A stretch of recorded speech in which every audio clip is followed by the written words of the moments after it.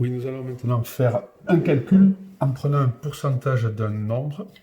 C'est au paragraphe 3, toujours de la page 58. Alors, on demande quelle est la quantité de fruits apportée par 45 grammes de céréales contenant 20% de fruits. Alors, cette situation a été traitée dans l'exemple 1 du premier tableau qui est ici. Alors, avec la première méthode, puisqu'on a un tableau de proportionnalité indiquant 20 grammes de fruits pour 100 grammes de céréales, on pourrait se demander, on va placer donc les 45 grammes dans le tableau de proportionnalité. Donc c'est 45 grammes de céréales ici. Et on va se demander quel est le coefficient de proportionnalité qui permet de passer par exemple de la masse de céréales à la masse de fruits. On va donc diviser 20 par 100. On va donc multiplier par 20 centièmes ou encore par 0,2. Donc la quantité de fruits sera donnée par le calcul suivant, 45 fois 20 centièmes, ou encore on aurait pu faire l'égalité des produits en croix, comme on a appris, 45 fois 20 divisé par 100, ce qui revient exactement au même calcul. Pardon, j'ai oublié le 100 ici. Et si l'on faisait ce calcul, il faut utiliser la calculatrice pour aller un peu plus vite, on arrivera donc à 9 grammes. Il y a donc 9 grammes de fruits dans 45 grammes de céréales. Alors, pour la deuxième méthode, on ne va pas toujours faire un tableau quand il va s'agir de calculer le pourcentage. Un pourcentage d'un nombre, si on veut prendre les 20% de 45 grammes, ça reviendra à prendre les 20 centièmes de 45 grammes. Et prendre une fraction d'une grandeur, on l'avait vu, c'était donc multiplier. Ça veut donc dire, c'est comme prendre donc 20 centièmes de 45 grammes, c'est le calcul 20 centièmes fois 45 ou 45 fois 20 centièmes. Et la calculatrice, si on utilisait, nous donnerait bien sûr 9. Je vous rappelle que c'est le même calcul que celui qu'on avait fait ici. Donc il y a de toute façon 9 grammes de fruits. Alors, nous, ce qu'on va souvent utiliser, on va préférer utiliser cette méthode-là, parce que ça va beaucoup plus vite.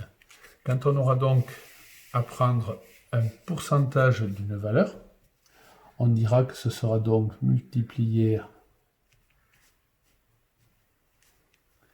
la fraction pourcent par la valeur.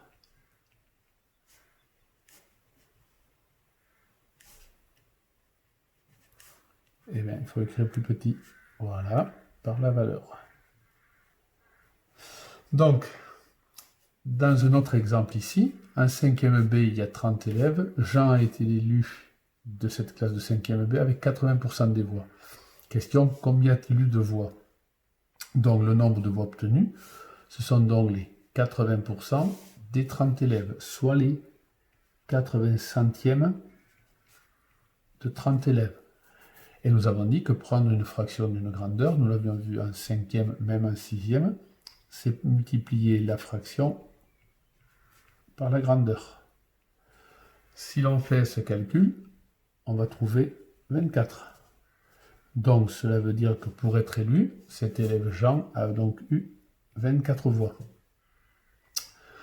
Un autre exemple où on va reprendre la réduction tout à l'heure de 30% pour tous les articles. Si l'on a une réduction qui est appliquée, qui sont donc les 30% ou les 30 centièmes de 25 €.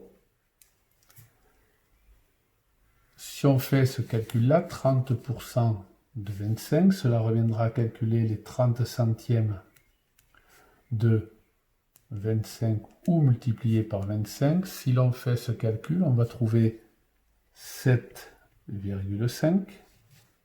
Donc cela veut dire que la réduction sur le prix de 25 € est de donc 7,50 €.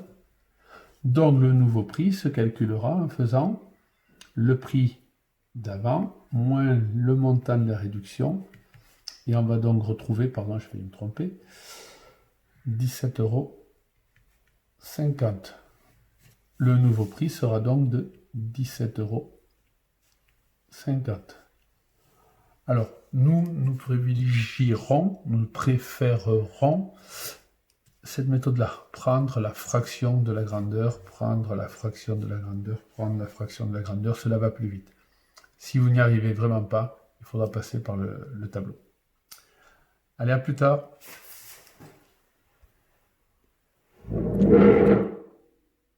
Non, non, non.